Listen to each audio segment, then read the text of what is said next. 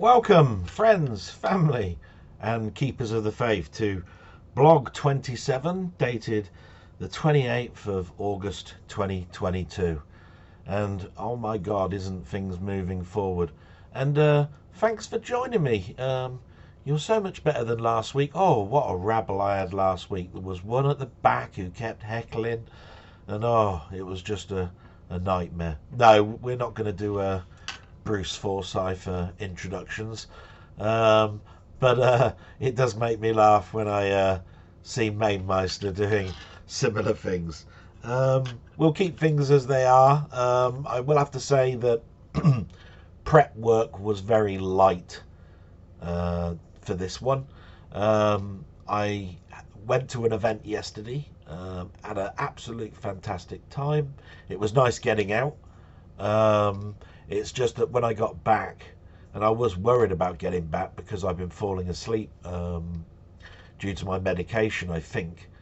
That's still up in the air on what's causing that. And when I got in, I had to do a few things for my mother, and then I fell asleep.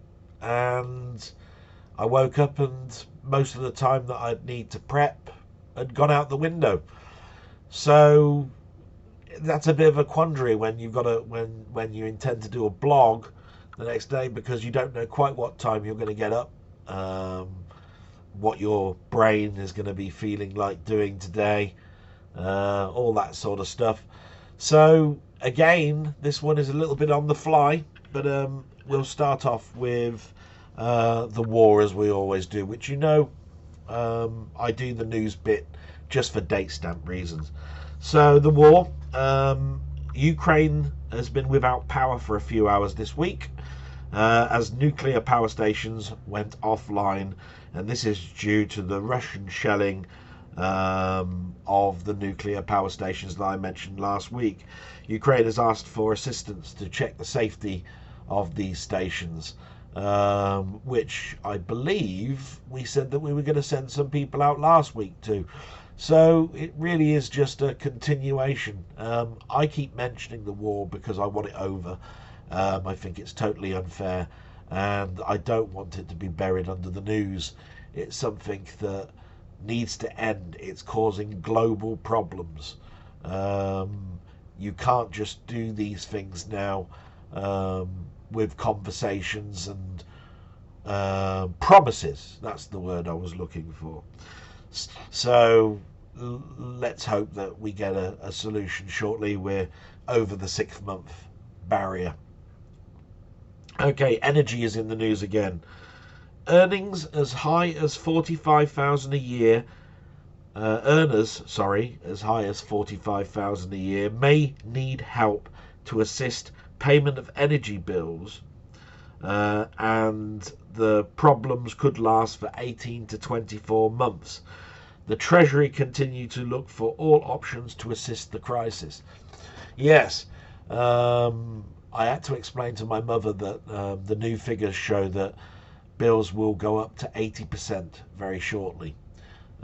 These estimates have been 50% and 60%. It'll be 50% in September, and then in February, when it's looked at again, it will be 80%.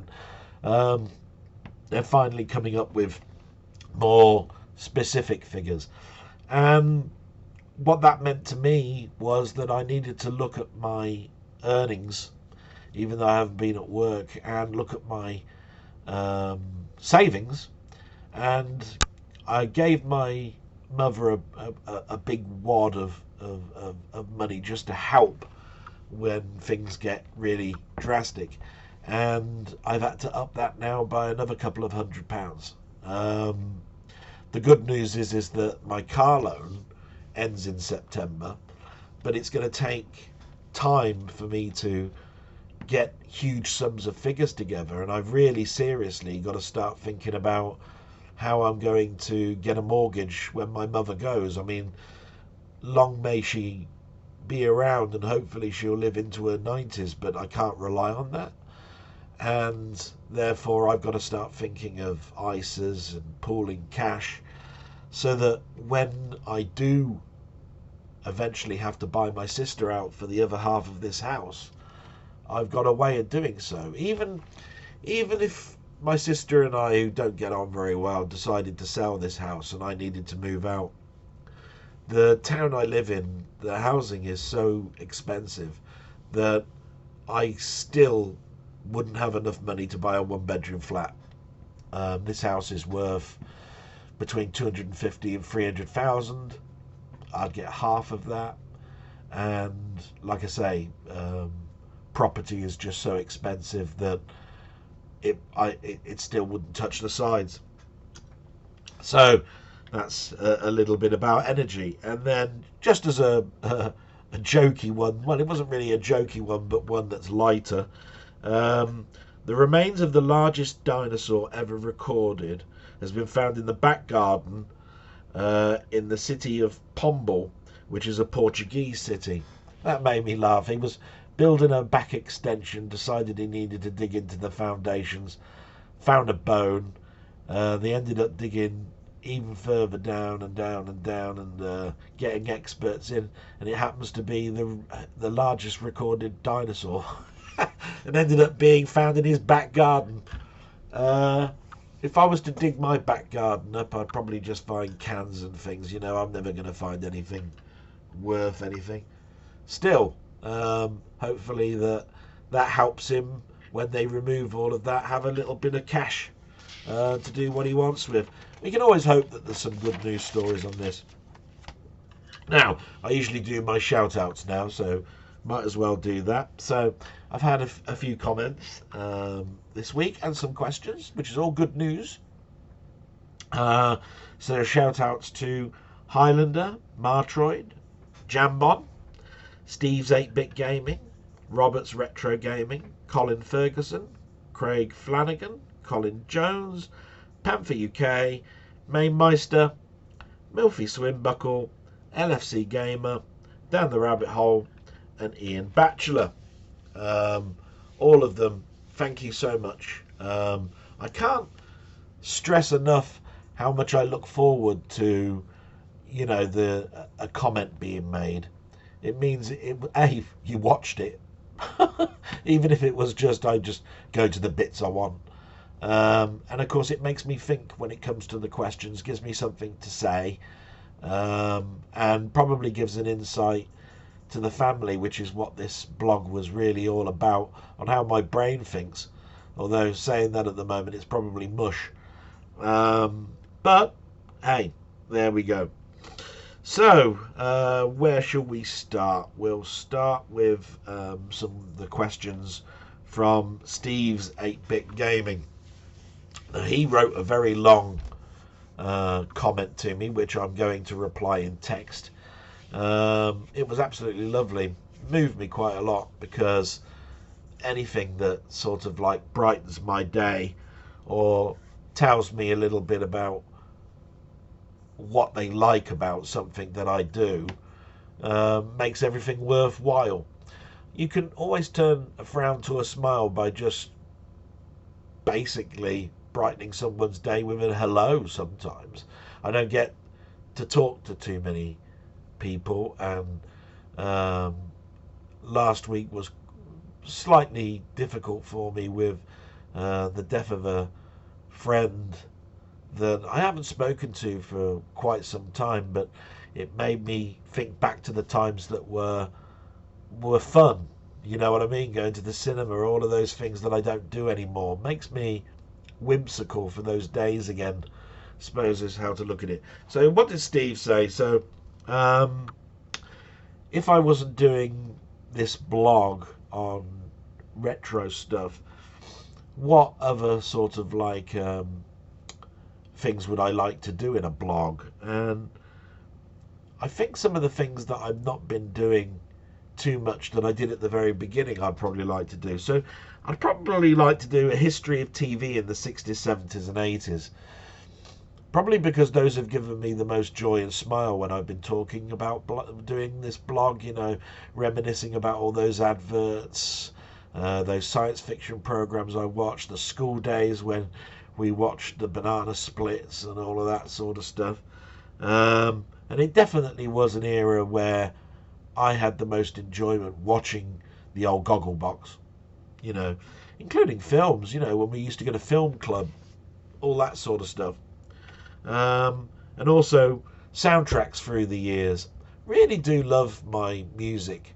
And my father was a very eclectic person, I suppose, when it came to music. And he sort of helped me when I started to like music that was just instrumental. So it ended up being soundtracks, but it started off as classical and all that sort of stuff. You know, me questioning where that music from the advert came from and all of that sort of stuff. And it was always like Fur Release or Canon and D minor or whatever.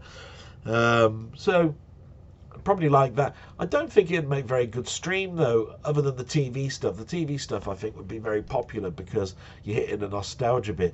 But YouTube and its copyright fair usage policy, FUP, and all of that sort of stuff sort of hinders you. And I know Twitch is out there and all of that sort of stuff, but this is a very difficult thing to actually bring in because I just can't get used to Twitch at all. It's okay to watch, but every time I try and look at a chat, it's full of hearts and sound effects floating past, you know, things floating past and sounds being made and all sorts of stuff. I just can't do that. He wanted to know about what my feelings are in regards to naysayers, in regards to landing on the moon in particular, but I suppose that could be about conspiracy theories. Of course I believe we landed on the moon. I don't think there's anything wrong in me saying that. I don't like to offend everybody. Everybody has an opinion on something, and I know that conspiracy theories are from people that just don't want to believe or read up on something that makes them second guess. I always tend to find that it's always around the big stories, and it's always about the impossible or money. So when you consider the moon landings, America was in poverty. They didn't want this to go ahead, but there's pride. And you've got a president that set a precedence about doing something that was impossible by the end of the year. Now, it's almost like Muhammad Ali, where he used to say, I predict I will beat this guy in the 4th round, and he did. And everybody thought it was a fix. He predicted that we'd land on the moon before the decade was out. We landed in 1969, go figure. And then there are all of the stories, you know, like we had the cameras that enabled us to fake this by using special effects to record the moon in a studio. That's Capricorn 1 for a start. And all of that sort of stuff. To those people, I just say, believe what you want to believe.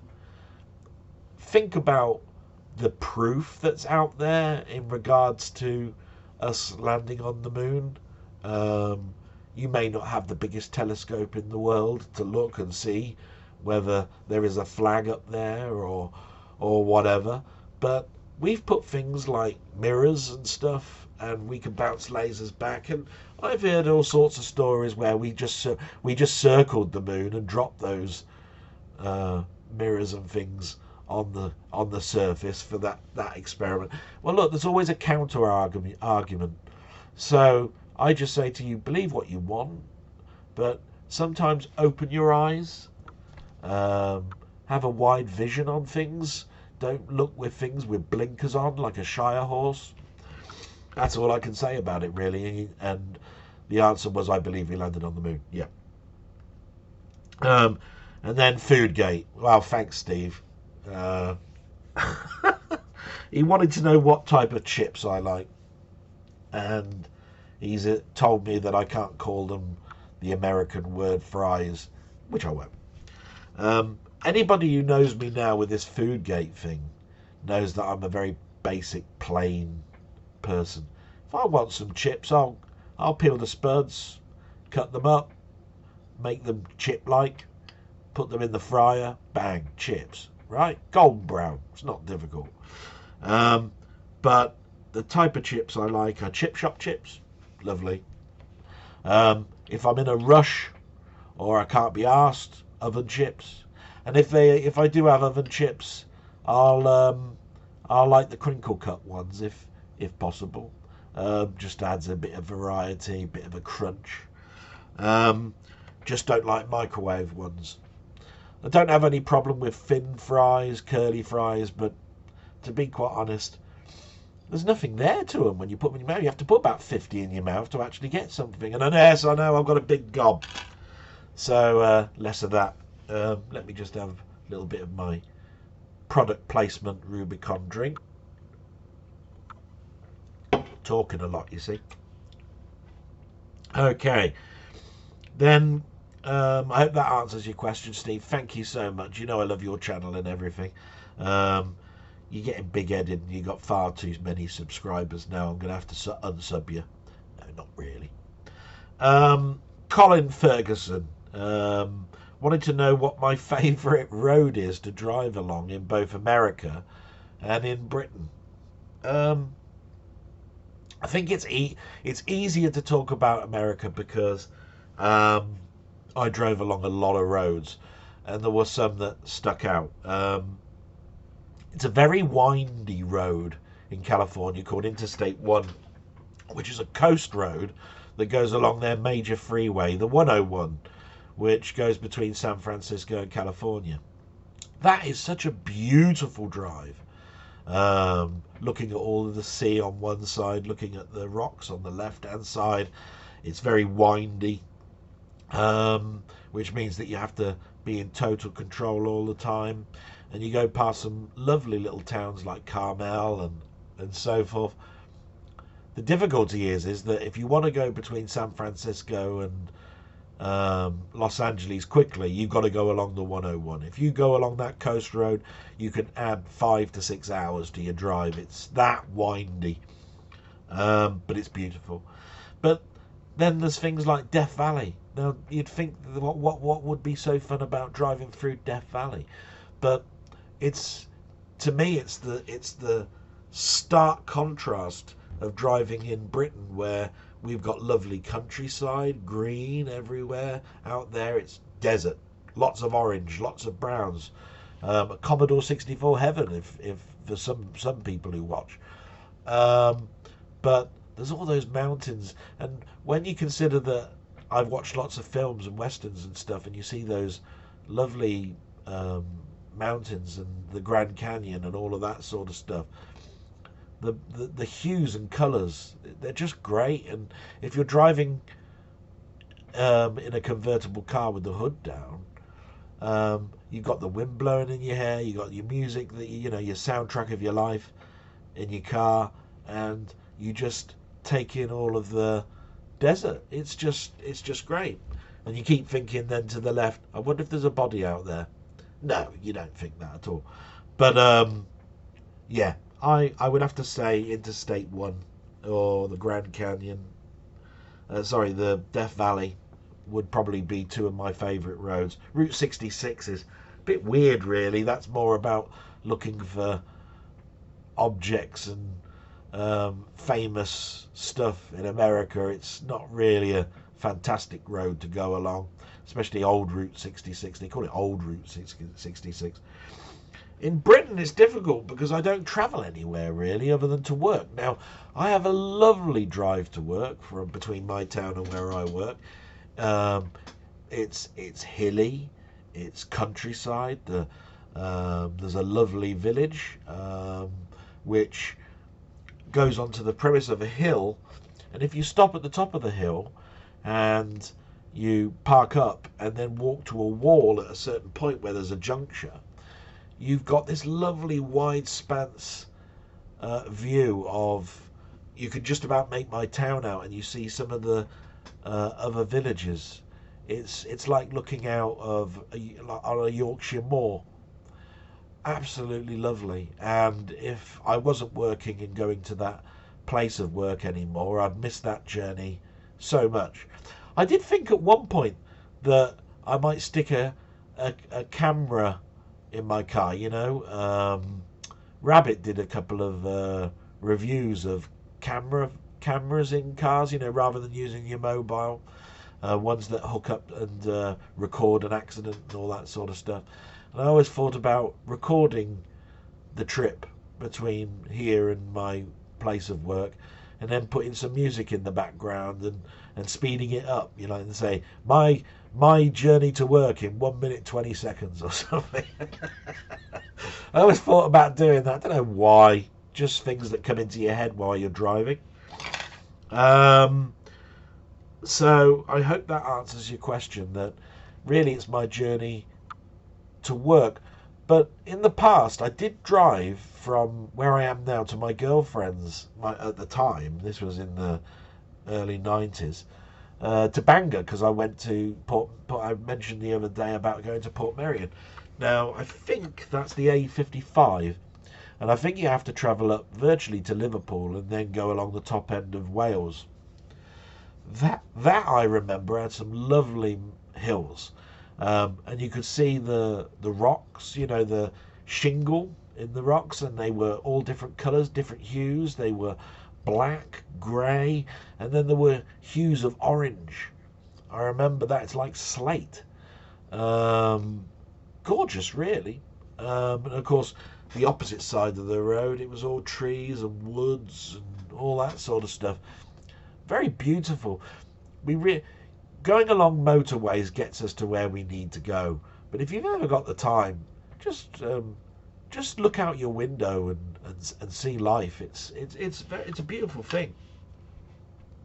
So I hope that's answered that particular question. That one was for Colin. We got another Colin now, Colin Jones.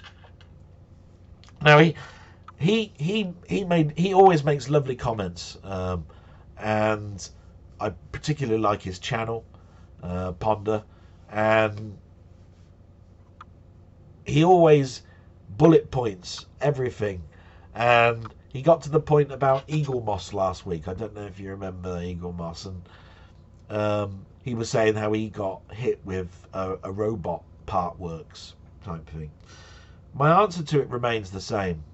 Bloody awful, but needs must. Now, I bought these figurines, these Marvel figurines, because they weren't a model kit that you built up, right? There wasn't an end product, and you had to, and they all joined together. They were just nice to have as a collection, and you knew as a collection there was a number of them, and that's why it annoys me that I've got 2 spare that I need to pick up at some point. The people that are in dire trouble are these people that have bought part works to build a model kit like the USS Enterprise. They've got to something like issue 40 something of 100, and they've gone bust. What I have to remember here is that what you really want to do with these part works is, first of all, if it's fortnightly or a weekly, count up how many weeks that is in it, you know, because it'll work out to be years. So, you know, if it's fortnightly and it's 100 issues, that's 200 weeks. How many weeks are there in a year? Do the division. That's how many years it's going to take you. Then you need to work out that the first issue may be very enticing to buy at $1.99, but when you get to issue 2 or 3, it goes up to the top whack price, and those can be as high as like $9.99 or more. And then you start looking at it and going, 200 issues at $9.99. You could buy that model kit from a very specialist works, take out a loan and buy that, and at least you'd have it. These people now have got 55 parts of it, and they can do bugger all with it. Because the other thing they like to do is give you the parts out of sequence. Oh, we're going to work on the fin now. Oh, we're going to work on the underside and all that sort of stuff. Now the lighting kit and all of this sort of stuff, and they jitter it all about, and then you've got nothing. Can't do nothing with it.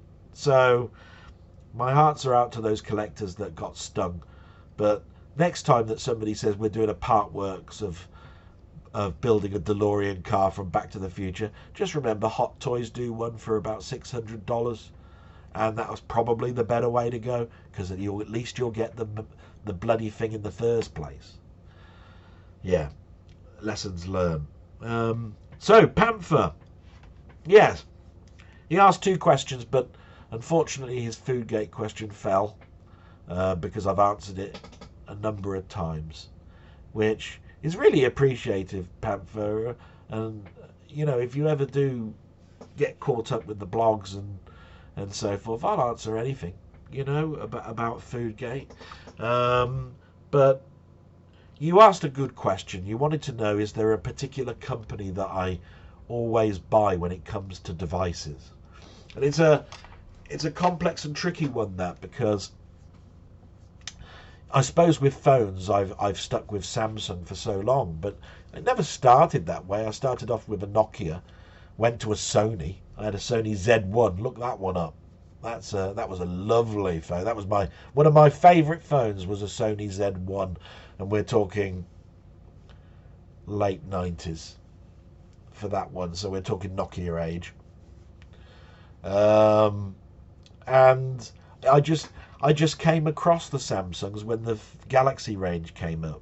The Galaxy S2, I think it was, that I bought, and from then I bought the S4, the S6, and so forth. Then moved up to the Note range, Note 8, Note 10, Note 20, and I think I've got one here that's quite old, just to show you. This was the first time that Samsung went to their touchscreens, and it was a slider, because I've had clam phones and I've had smartphones and I've had just bricks. This one was quite nice, and the camera actually looked like a camera on the back. Actually quite nice. Forgotten what this one was called. This one doesn't have the name of the device, and they always give them those weird names, so I can't quite remember what that one was. But that one was, must be 2008, somewhere around there, that one. But going past a few things, when it comes to monitors and things like computers and stuff, I've always used the ones that they use at work, so they usually be HP and Dells, but I usually buy Samsung when it comes to monitors, LGs. I've had a number of different ones. This particular one I've got is a Samsung one purely because it had G-Sync, and I wanted that type of sync to the monitor so that I got less tear when things moved around. And it's a 240 hertz screen, so it really has helped with my eyesight. It's just very, very fast. But I've never really thought about, am I only ever going to buy a Samsung monitor? It's the same with TVs. I used to buy the widescreen Philips because I thought they were the best. When I went to a bigger screen, my very first plasma was a Pioneer, and that was a beautiful screen. I mean, we're talking a $4,000 to $5,000 plasma TV, which has no connections at the back. None at all. That's a lie. It's got a power lead and one data cable lead coming out the back, which meant that you could put it everywhere, because everything went to a box that was like a video recorder, and it had all the connections that you'd ever need in there. So it had all the component, all of the HDMI, everything there, and you could stick that anywhere, which meant that you could put things on the wall, have very few trailing wires. You could use trunk wires, you know, like they use with hiding telephone wires, to the place where you stick the box, and the box then is where all the connections go, so it'll be all in one place. Absolutely wonderful idea. Don't do that much anymore. Everything's on the back, so you've got bloody 26 different types of connectors on the back. Not one of them is an aerial anymore. So Pioneer was with TV, but again, I'm now Panasonic. The reason for that, it purely is, what is the best telly out there at the price range that you could buy, and for the things that you're going to buy in the future. So I knew I was going to be buying a PlayStation 5 in the future. That hadn't come out yet. I looked at the specs of that. I knew what 4K players were out there and what were the best ones. Panasonic were always in the top 3. In fact, actually, at the time that I bought this Panasonic TV, their Blu-ray player was actually at the top. It was a Panasonic 9000 at the time. And and therefore, you know, it's just a question of at the time that I was buying it. When it comes to PCs, everything I've got has been in bits. It's not been a one model. It's not like Packard Bell or Dell or HP or anything like that. They've been Cooler Master power supplies and cases with an Asus motherboard, with an Intel chip, with a SanDisk memory. You know what I mean? You build it up. So I've always generally stuck with Asus for motherboards, but I've had Gigabyte, but I had a couple of failures with those and shifted to Asus. When it comes to keyboards and mice, I used to stick with Logitech. In fact, I so loved Logitech so much and didn't have any money that my keyboard that I've got in front of me here, which is a G19, is German. Couldn't find a British one at the price I wanted. Can't really show it you because I can't move the camera, but look up Logitech G19. Gorgeous, gorgeous keyboard. When that goes, I'm going to be quite sad. Like I'll be sad when my Razer mouse dies. Do you know what I mean? I've got another Razer mouse that I bought when what was going to be closing down. It was that electronics place. Forgotten. It'll come to me in a moment. But they were closing down, so I bought myself a sound card and I bought myself a mouse for the future in case when my mouse does die, I had a mouse that I could swap it out to, because you can't get this mouse anymore. They don't make it. The list goes on and on. I do think about a certain brand with certain stuff that I'll never change, and there are others that are just at the time. At the time, and I should think most of the time it is at the time. It's like a car. I think my next car would be an Audi. It's just I've had very little to fault about it. When it comes to my watch, that's a Garmin. Yeah, I don't think I want an Apple Watch. I don't think I want a Samsung watch. There are certain things. So I hope that answers your question. I gave you as much time as I can, Panther, because I really do love your questions. I know you struggle to find time to find me a question. I won't think anything different of you. You know, even if you're a big-headed bastard with far too much time on your hands and you can't think of any question to give me. You know, I don't hold that against you. You know, you're just a git, really. No, love you to bits. Panther, please keep doing your stuff, and thank you for your Sid show. It was absolutely great. I think the consensus was it was a fantastic success. Haven't looked at how many numbers you've got. It probably goes into treble, figures, and make me feel sick. Okay, so remember I've done very little prep, so I'm trying to read my words here. So Mainmeister, now, he couldn't think of a question on Friday when he phoned me up, but he left a recorded message for me on Saturday. And he wanted to know my thoughts on UFOs. And have I had an aliens? And have I ever had an encounter? It's a little bit like that moon conspiracy things. Do I think we've been visited by creatures from another planet? High possibility to it. Have I ever met one? No. Do I think we're alone in this universe? No, not at all. Do I think that those people have got technology that will get us to here?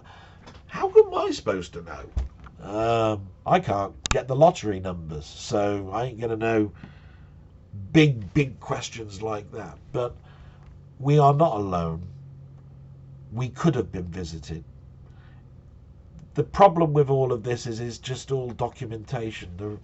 We wondered about how the pyramids came about, and we think how can men move big blocks like that, and how did they have that technology? They couldn't lift themselves other than jumping up in the air about as high as they could actually do. So with no aircraft, how could they see the ground and see the pictures they were drawing in the ground and all of this sort of stuff?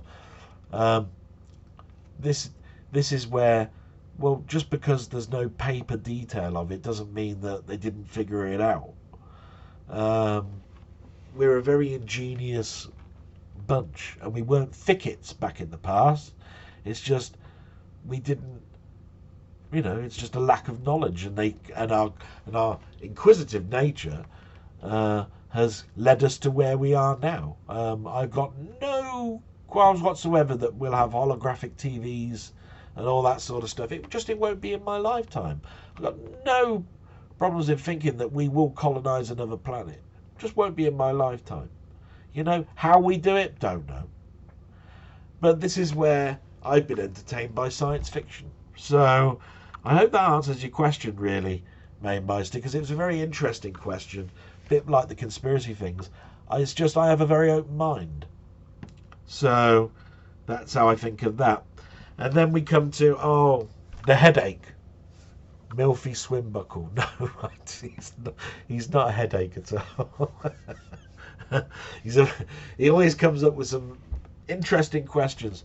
And usually I'd have my phone here and read it out. But he gave me 4 to 5 topics today of things that have excited me and disappointed me in specific groups. And the groups were tech, computers, sport and films. And they could be things that I've actually done myself. Well, it's a bit hard to put some things under tech, because what does that mean, especially when you've got computers and consoles in there? But I will say this. The Amiga introduced me to ray tracing, along with Pixar and special effects in cinema. So that's tech. And it made me go out, buy a piece of software, think about things in 3D, think about where light comes from, think about an environment like a checkered floor or whatever it is, a mirrored ball, whatever, tell it to render, and see those lovely effects you can have, which are absolutely impossible because a mirror has to have a flaw in it and it won't wrap around a sphere. So ray tracing, yeah. And then we get to things like fractals and mandelbolts and stuff, like the faster your computer was, the faster it generated a fractal mandelbolt. Then you zoomed in and you saw what picture it was then, and you zoomed in again and you saw the chaos theory of repetition.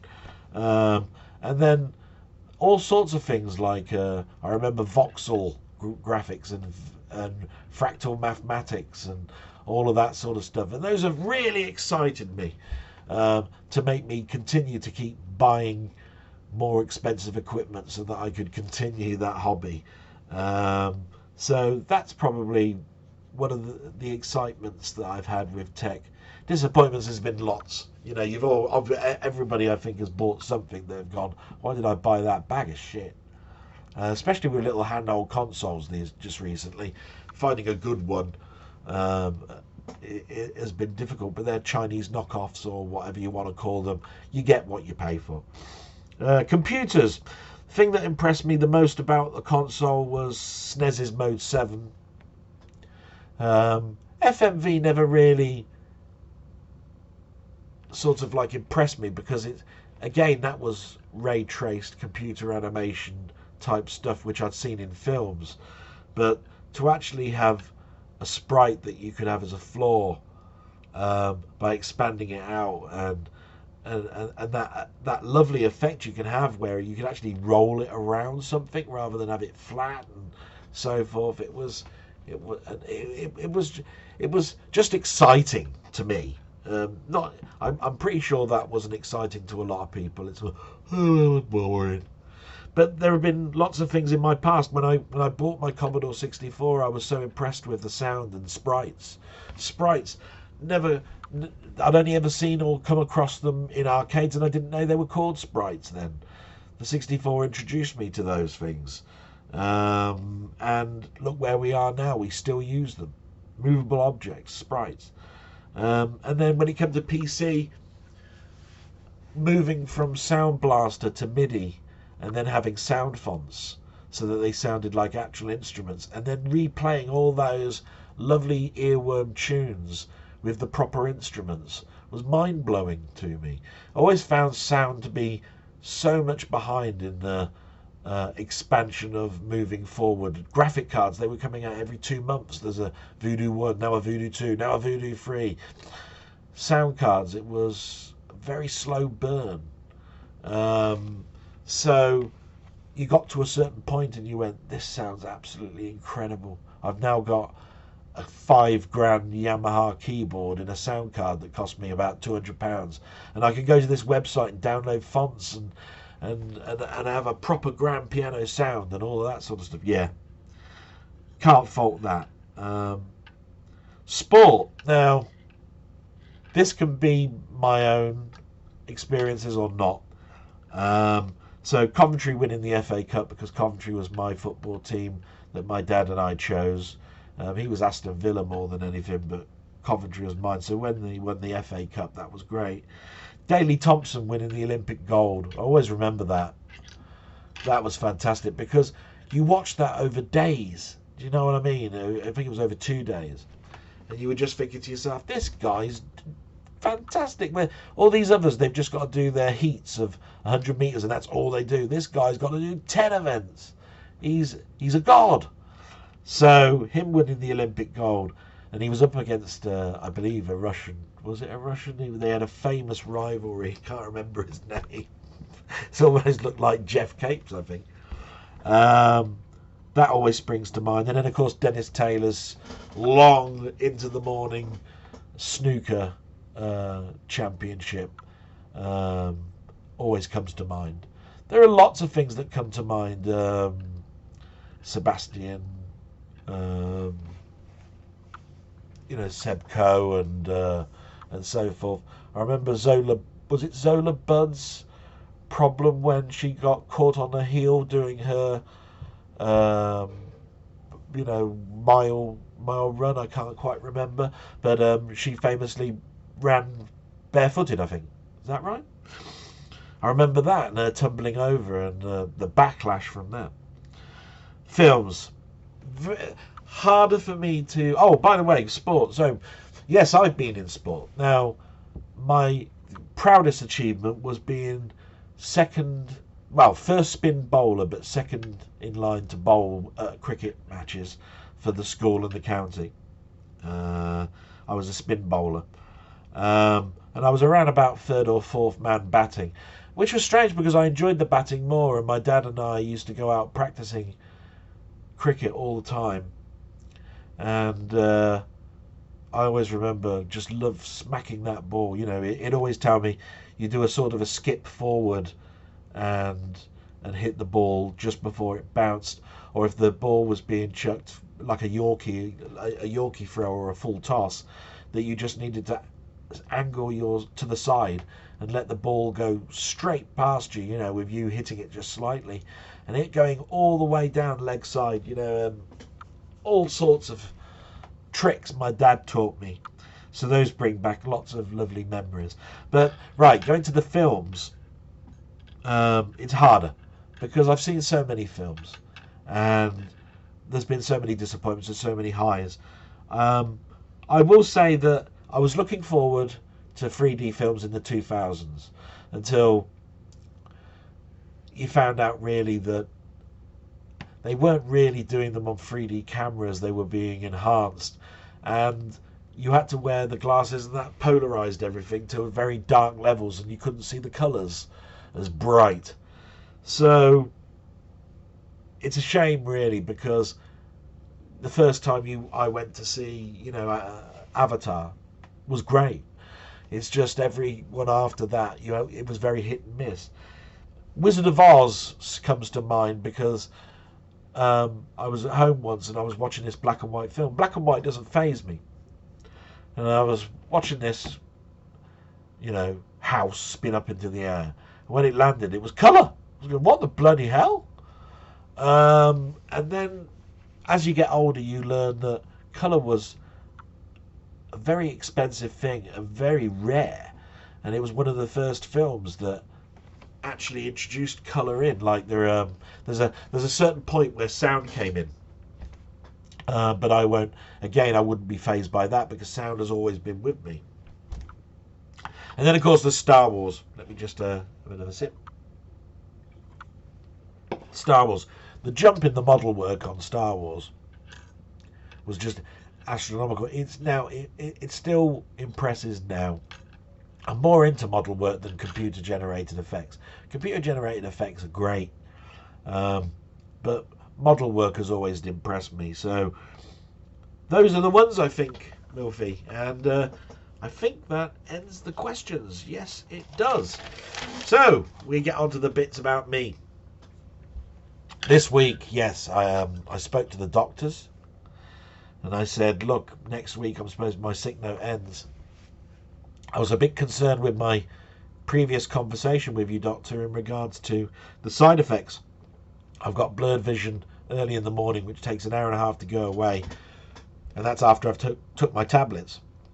And then I'm very lethargic or falling asleep watching a screen. You know, it could be a computer screen, it could be a TV, and it's all within the hours of me being at work. And I do have to work several days at an office, and working at home is not always that convenient. She wanted to apologise because she didn't want to give the impression that this was the end, and that the medication couldn't be at fault. We had to look at other things.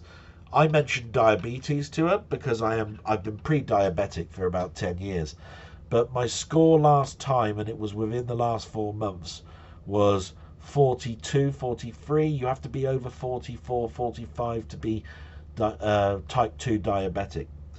So she doesn't believe that I would have jumped that high in 3 months. So she does think, therefore, that it's something to do with the medication. We're now jumping between taking a tablet away rather than still replacing it. And if that one doesn't work, taking a tablet away from another one, which means it could be another 4 weeks. I said I'm not happy about that. I want to go back to work. We settled on that a 2-week change in your medication would take me to around about the 19th of September. I've got a sick note to the 19th, and then I asked for a fit note from that point to go back to work and probably work from home. But after speaking to work, they said I'd need an occupational health report to be able to work from home, which means I would still need to travel to work, which makes it awkward because they've now stopped me from working at home immediately, not right now, but just immediately, but in the future it'd be okay after I've had an occupational health report, which means that I have got to get this medicine correct. So we've not gone down the fit route of the 19th yet. The sick note goes to the 19th. It might be extended to the end of October, but my goal is to go back to work on the 19th, and that's the one I'm looking for. And when it comes to my job title, I've heard nothing from my unions. That doesn't surprise me because I don't think it's the union's fault. It's HR, the Ministry of Justice. They click their heels. They sort of walk with a limp. When it comes to something that needs to desperately be done, that's going to cost them money or get something finished, they're on your back. When it comes to something personal to you, they seem to go so slow. So maybe, from the good news that I got from my trade union rep, with the conversation they had with HR, where they said there are options that I won't need to change my meds. I can go back to my original meds and where the blurred vision doesn't come in. So again, the 19th, I think that's key. So that was doctors, and like I said, I spoke to work, and it was a really nice conversation with my online manager. About an hour and a half it went for, just talking about what I've been doing, what they've been doing, the problems that they've got with staff. Just to let you know, I was in a team of 4. 2 of the team, 4, well, it was 5 with me. 2 of those team are on secondments at the moment, working in other departments, and the likelihood is, from my online manager, is that they'll stay there after the end of the secondment. And then she told me that she's also going for a secondment in security, and that she hopes that that goes well there because it really intrigues her. Well, if that happens, that's 3 people of the 5 that are left, and the 4th person is a contractor who's just had his contract extended because we need him a little bit longer. But they're still advertising for his job because they want to have him on full time and he wants to remain a contractor. And if you read between the lines on that, you'll know that a contractor gets more money. So of course they want him full time. So while there's that headlock on, he'll never join the company. And here we are with me moaning about me being a manager. I could move into one of those secondment slots straight away and just go, right, I'm a manager, look, in this department. I'm the only one with actually the experience anymore because they've all buggered off into secondments and going off into other departments. So, mockery, isn't it, really, of it all. Enough about that, the nice stuff. What have I watched this week? Watched She-Hulk again. Not great. Very PC, women are strong things. I enjoyed the comic. Didn't bother me, it was a girl. It's just all this PC woke. No.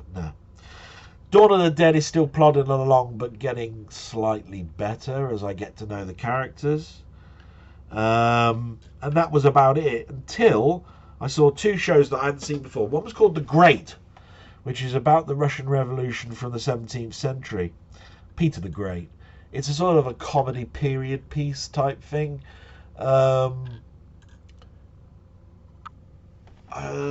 I don't know quite how to explain it, really. It's not boring. It's actually quite funny. Lots of swearing in it, which you wouldn't think there would be in the 17th century, and lots of sexual overtones. It's a good hour on a Channel 4 program that's on at late at night. Really quite liked it. And then, of course, the big news was Game of Thrones House of the Dragons. Now, I spoke to a couple of people and I said, are you going to be watching it? And this was in Discord and on... and the consensus is, after the last two seasons of Game of Thrones disappointed, they weren't going to start watching this one. That's not closed-mindedness. I totally understand, because you were sort of disappointed with something that was so much quality and then dropped. And people have certain opinions about it, saying it wasn't all that bad, and there's others that say it was bloody awful. House of the Dragons is a prequel, and I always give something the benefit of the doubt. I was not impressed, because Game of Thrones impressed. This is more of the same. But the writing wasn't that bad, and already you can see it's going to be death, killing, with more dragons from the start. And it's got Matt Smith in, and he impressed. I thought, yeah, this bloke's the Doctor a couple of years ago.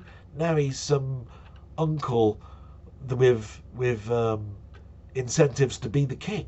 And he's got this blonde wig on, because the Targaryens were all blondes.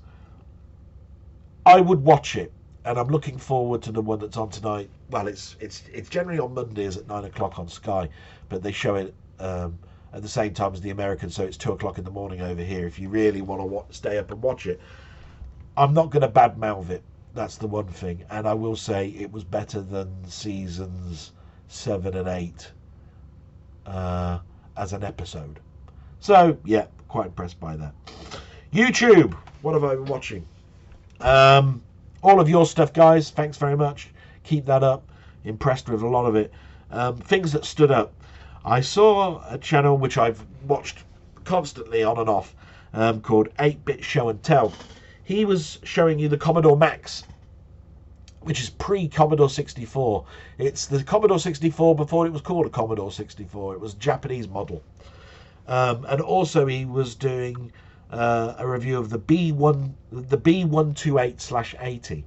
Now the similarity between those two machines is they came out the same year as the Commodore 64.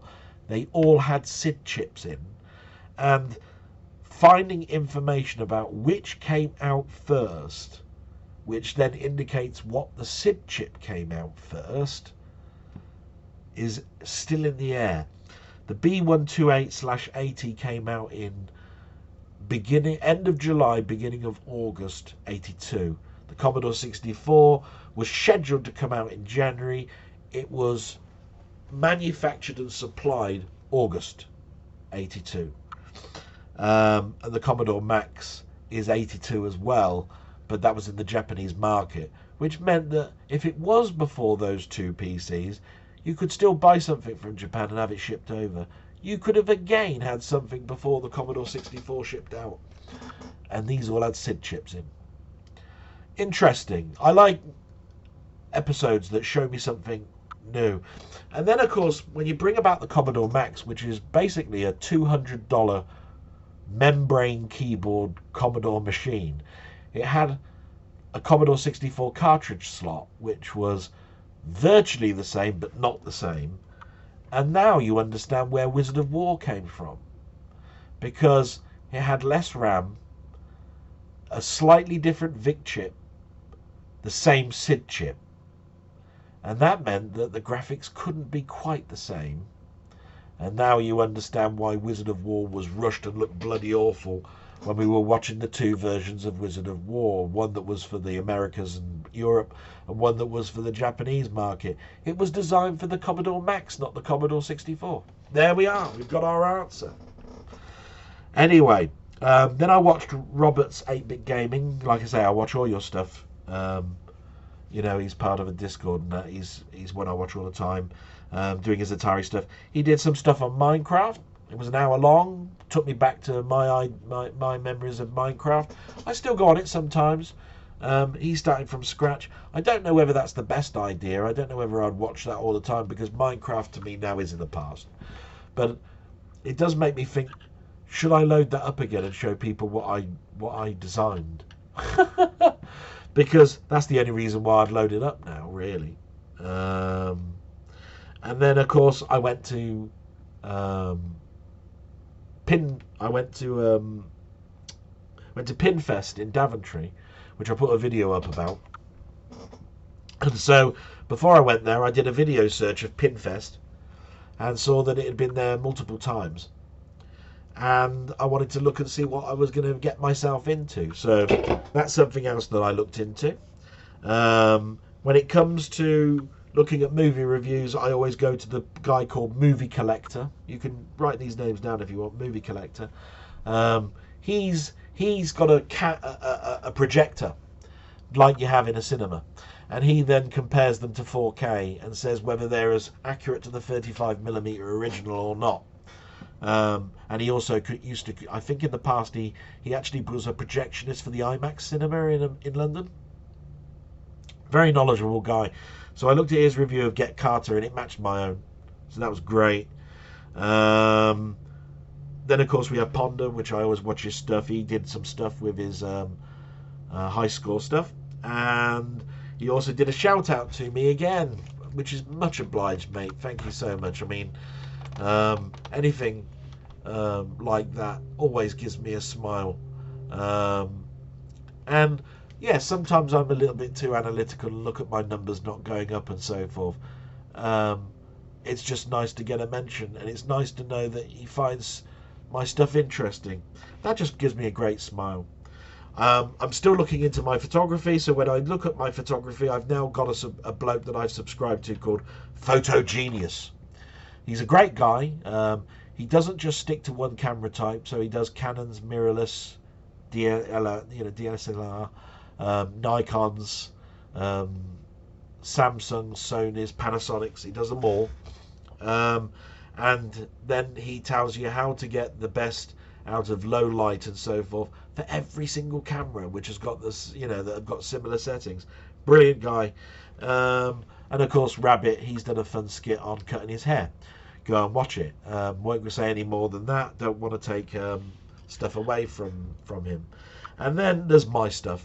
Now, I didn't do too much. I did a shout out to a game that was free called Waves, and that's because the guy died of cancer, and he's decided that in his closing wish that he would give out the games that he programmed for Steam to buy.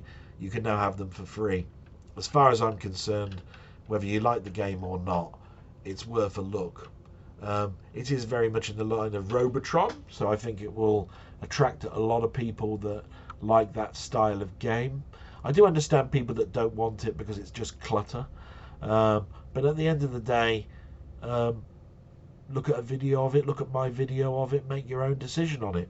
And then of course I uploaded my a little 20-minute of Pinfest yesterday, and I spoke to a couple of great guys that, and we contemplated the pros and cons of going virtual pin route or building your own custom table in the old mechanical way. Do go and have a little look. It's interesting. There is more to come up. I know that some people don't like to be filmed, and I know that some people are shy of the camera, and I went with a great mate called Jambon. But we had a competition. I think he'll be okay with me putting up a couple of videos. You only get a sneak shot of his face. I don't think he'll be too annoyed, but I won't be putting them all up because I have to respect people just don't want to be seen on YouTube.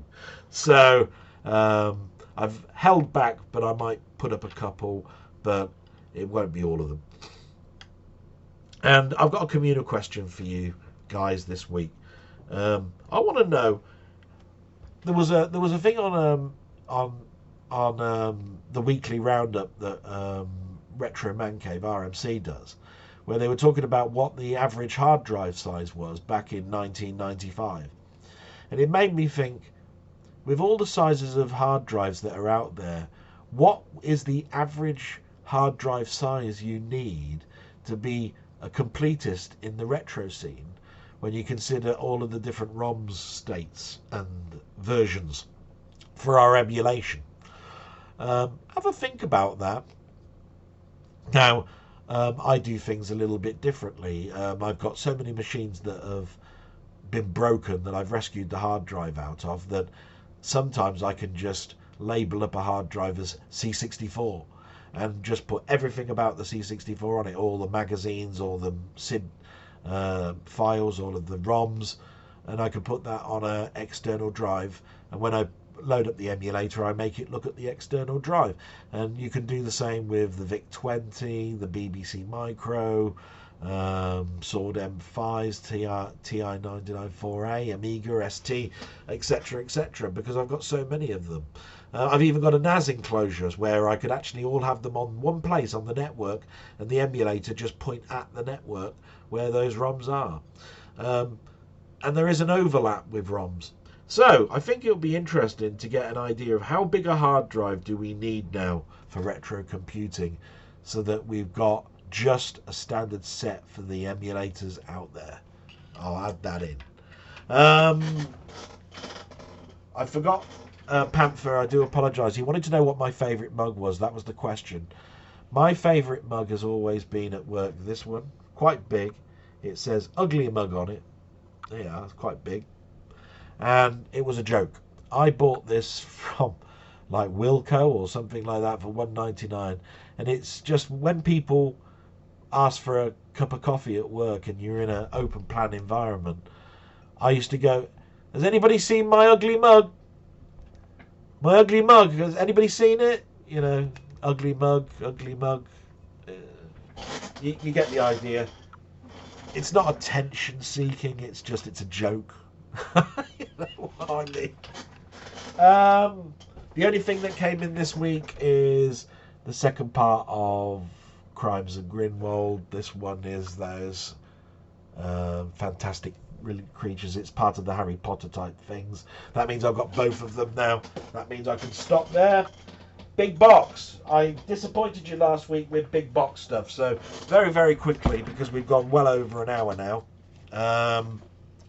Half-Life Generation. I remember buying this. This was the expansions all in one box. And I was looking through, because it's not really a big box, but it is. It's just Half-Life brings back such lovely memories.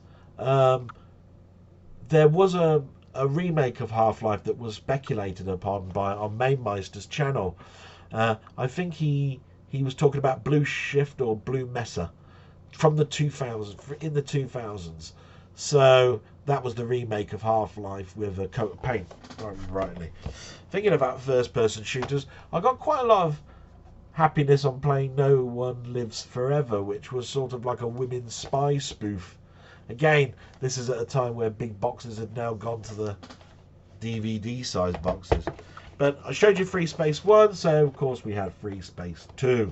Retro Man Cave was talking about Wing Commander 4 being redone, so that's sort of like very topical at the moment, showing you Free Space 2. The sequel to the award-winning Space Sim of 1998, it says.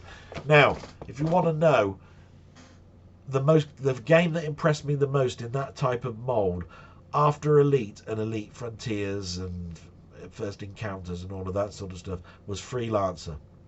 And I tried to get it running the other day and just about got it running, but I won't be doing any videos on it. But oh my god, did that raise a smile on my face. Yeah, Freelancer. What a great one. We talked about Civilization, and I bought this not knowing really it was a Civilization game. Should have known by Sid Meier's. But it's sort of civilization in space. And as I told you, the more I got lack of money when I bought my house, the more I'd buy something that had a bloody great big manual and would take me hours to finish. And then because I talked about Magic Carpet, of course I've got Magic Carpet 2, and this one went on a little bit further past what Magic Carpet was by going underground or in caverns, but I still don't have as fond of memory as I did with the original Magic Carpet. So I must have liked it, but it just doesn't have that nostalgic value. And sorry, I've been playing with this. What this is a keyboard puller. This is where you pull the keys out of your keyboard, because I intend to do some cleaning.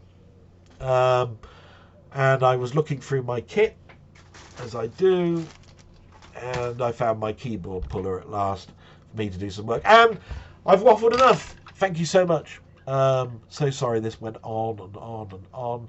I will get them shorter. I hope it was entertaining. Please keep the questions coming on. Have a think of the communal one. Don't have to answer. And just eternal thanks for everybody that just spends time listening to me. It really is appreciated. And so until next week, bye-bye.